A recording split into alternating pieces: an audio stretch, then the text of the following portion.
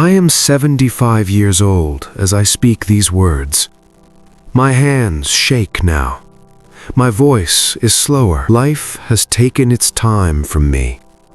But what life gave me was understanding. People ask me all the time, "Grandpa, what was the biggest mistake of your life?" I smile, because if I tell them the truth, they don't like the answer. My biggest mistake was not trusting the wrong people. It was answering their questions. You may be wondering, how can questions hurt anyone? Let me tell you something you won't learn from books. Some questions are knives. They don't cut your skin. They cut your confidence. I have met people who looked kind, spoke gently, smiled at the right moments, and yet they did the most damage. They never raised their voice. They never insulted me directly. They only asked questions. There was a man once, very polite, very friendly. One day he laughed and asked me, "Why do you take everything so personally?" He said it like advice, like concern. And do you know what I did? I explained myself. I defended myself.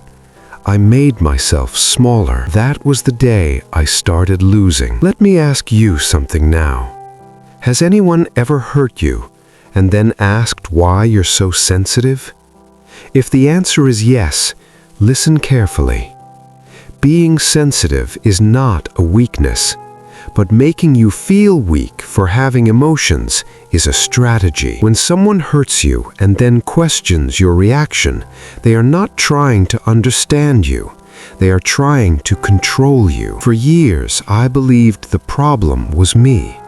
Every time something felt wrong, I told myself, I'm overthinking. And the more I doubted myself, the stronger they became. There was another question I heard many times. Can't you take a joke? Yet, I laughed. I stayed quiet.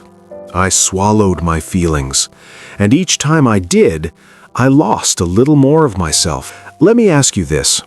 Do you answer questions just to keep the peace? Just so no one gets upset?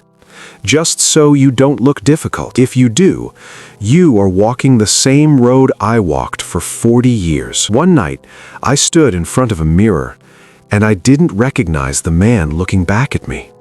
There was fear in his eyes, hesitation in his voice, and silence where confidence used to live. That night, I heard another question. Why are you making such a big deal out of this? And for the first time in my life, I didn't answer. That silence changed everything, because I finally understood something. You don't owe everyone an explanation. You don't owe every question an answer, and you don't have to save every relationship. Some relationships exist only to teach you when to walk away. Now I am old. I have nothing left to lose. But you still have time. So remember this. If a question makes you doubt your worth, your memory, or your feelings, it is not a question. It is a trap. And the easiest way to escape a trap is to stop stepping into it. If you're still listening to me, then something inside you already knows this is true. And if that's the case, this story isn't over yet, because the most important lesson comes next. When you live long enough, you realize something painful. The people who hurt you the most rarely look dangerous. They look reasonable. They speak calmly. They ask questions softly, and they make you doubt yourself quietly. After that night in front of the mirror, when I chose silence for the first time, I thought the pain would stop. It didn't, because silence doesn't scare toxic people. Awareness does. And once you start seeing clearly, you begin to notice patterns you missed before. Let me tell you about another question that followed me for years. Are you sure you remember it that way? At first, it sounds harmless, almost caring. But slowly, very slowly, it begins to erase you. Every time I tried to explain how I felt, this question would appear. Not once, not twice, but again and again. until one day I stopped trusting my own memory. Let me ask you something. Have you ever replayed a conversation in your head 100 times, wondering if you imagined the disrespect? If you have, you've already been touched by gaslighting. Gaslighting is not shouting, it is not anger, it is quiet, patient, and extremely cruel. It doesn't tell you that you're wrong, it asks you to consider that you might be, and that small doubt is enough to take control. For years, I questioned my own reality before questioning the person hurting me, and that is exactly what they wanted. Another question followed soon after. After everything I've done for you? This one hurt the most because it comes wrapped in guilt. They remind you of favors, of help you never asked for, of sacrifices you never demanded, and suddenly your pain feels illegal. Let me ask you this. Have you ever stayed silent about being hurt because someone once helped you? If yes, listen closely. Kindness is not currency, and love does not keep score. When someone uses their past help to cancel your present feelings, that is not care. That is emotional debt. And emotional debt keeps you trapped. I stayed trapped for a long time. I told myself, they've done so much for me. But the truth was simple. Anyone who truly cares about you would never use their kindness as a weapon. Then came the most dangerous question of all. Why are you so difficult? This question doesn't attack your actions, it attacks your identity. Slowly, you stop expressing yourself. You stop setting boundaries.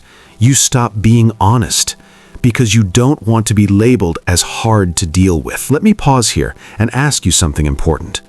When was the last time you chose silence just to avoid being called difficult? That moment, that exact moment, is when you started abandoning yourself. I abandoned myself many times. I learned to smile when I was uncomfortable, to agree when I disagreed, to stay when I wanted to leave. And the more I did that, the smaller my world became. One day, someone asked me a question that changed everything. They said, "Why can't you just let it go?" And for the first time, I asked myself something instead. Why do I always have to let things go, but they never have to stop? That was the beginning of my awakening, because I finally understood something. Toxic people survive because good people keep explaining. They survive because kind people keep forgiving. They survive because empathetic people keep doubting themselves. And they fall apart the moment you stop playing along. I stopped explaining. I stopped defending. I stopped answering questions that made me feel small. And something strange happened. Some people disappeared from my life, not slowly, instantly. And that's when I learned the truth. Anyone who only stays as long as you stay silent was never meant to stay. Let me ask you one last question before I go. What would happen if you stopped answering every question that hurt you? Would you lose people? Yes, but you would finally find yourself. If you're still listening to me, then you're closer to that moment than you think. And what comes next is the most important lesson of all. Because awareness is not enough. The final step is courage. At some point in life, awareness stops being enough.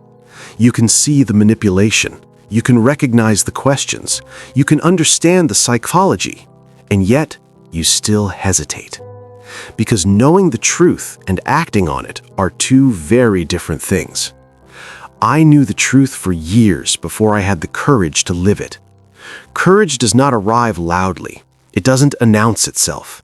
It comes quietly, the day you decide you're tired of abandoning yourself. For me, that day came late. I was already old. My circle was small, my energy was limited. But something inside me was finally clear. I realized I had spent most of my life trying to be understood by people who benefited from misunderstanding me. Let that sink in for a moment. How many times have you explained yourself to someone who never really wanted to understand? How many times have you answered questions that were designed to keep you confused? I did it for decades, until one simple thought changed everything. What if I don't owe everyone access to me? That thought felt dangerous at first, almost selfish, but it wasn't. It was freedom. I began to notice something interesting when I stopped answering toxic questions. People who respected me didn't get angry. They adjusted. They listened. They stayed. But the ones who depended on my silence, my guilt, my explanations, they became uncomfortable. Some called me cold. Some called me changed. Some said, "You're not the same anymore." And for the first time in my life, they were right. I wasn't the same. I was finally honest. Let me ask you something now. If setting boundaries makes someone leave, were they really there for you in the first place? I learned that peace often feels lonely before it feels powerful. You lose noise, you lose chaos, you lose familiar pain, but you gain something rare: clarity. Clarity teaches you that not every reaction deserves a response, not every question deserves an answer, and not every relationship deserves another chance. One day, someone asked me a question they had asked many times before. "Why are you being so distant?" And this time, I answered honestly, "I'm not distant. I'm just no longer available for what hurts me." They didn't like that answer, but I did. Because for the first time, my loyalty was not divided. It was with me. That's the lesson I want to leave you with. Self-respect is not loud. It doesn't argue. It doesn't convince. It chooses. It chooses silence over explanation, distance over disrespect, peace over familiarity. And yes, you will lose people. But you will stop losing yourself. Now let me speak to you, not as an old man, but as someone who wasted too much time. If you are young, or even middle-aged, please hear this. You do not need to earn basic respect. You do not need to justify your pain. And you do not need permission to walk away from what drains you. Pay attention to how people react when you stop explaining. That reaction will tell you everything. If they listen, they care. If they pressure, they control. And if they leave, they were already gone. I wish someone had told me this when I was your age. Maybe that's why I'm telling you now. If these words feel personal, it's because they are. They are meant to reach the part of you that already knows something isn't right.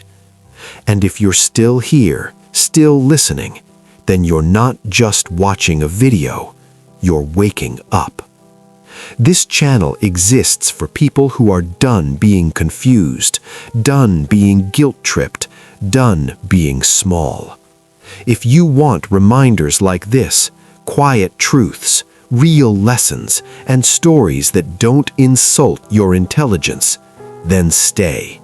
Not because you're told to, but because it helps you remember who you are. I don't have many years left, but if these words save you even a few, then they were worth saying.